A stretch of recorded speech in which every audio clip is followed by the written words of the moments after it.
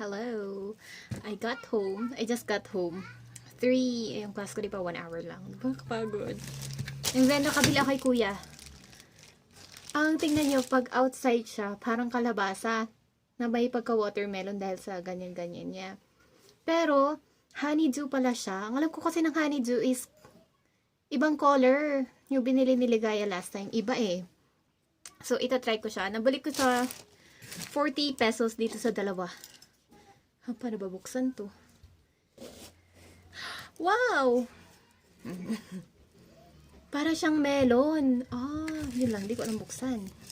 Siguro ginaganito. Oo, ganitohin ko na lang ba? Bumili na ako ng 40 pesos lang tong dalawa, diba? Gusto ko kasi mag-fruits ngayon. Si Ligaya last time, bumili siya ng ganito. 100 plus yata. Pero malaki, 1 kilo yata yan. Hindi ko alam kung mura yung nabili ko kay kuya or what. Feeling ko ako pa lang yung unang taong bumili nito. Sabi niya nilalagyan daw to ng gatas. Pero, bang magburis lang ba? Yan siya oh. Ginaganon-ganon ko. Hindi nga ako pabaligtad mag-ukis. Magbukas. Di ba mostly dito sa Baguio, pabaligtad yung pagbukas nila. Pagbalat pala. Ako hindi ko sanay yun eh. Si mama ko, parang nasanay niya na both. Kasi si mama Bicolana and ano siya eh. Ayan. Tapos, next na is, tingnan natin siya. Kinakain kayang buto? Feeling ko oo naman. Pag hindi, edi ano. Para siyang melon.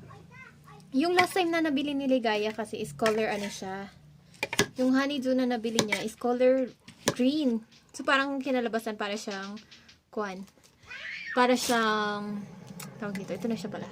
Para siyang sayote. So, ito siya. Try ko kung okay ba siya.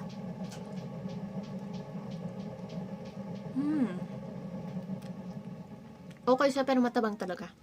Walang lasa.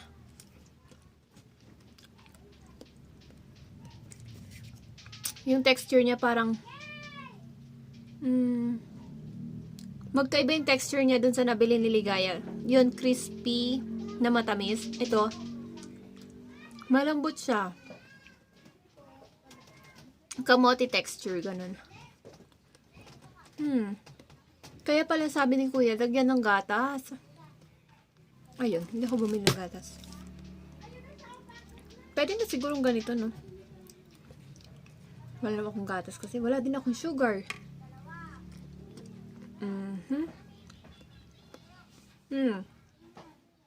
Alam mo yung apple na red? Na parang cotton, ganon. Okay na rin. Pero hindi siya nakaka-enjoy kasi matabang eh. Asin kaya. Sugar talaga. Sugar and then gatas siguro. Gastos pa, no? Try ko mamaya mag-sugar and gatas para ma-enjoy. Bye.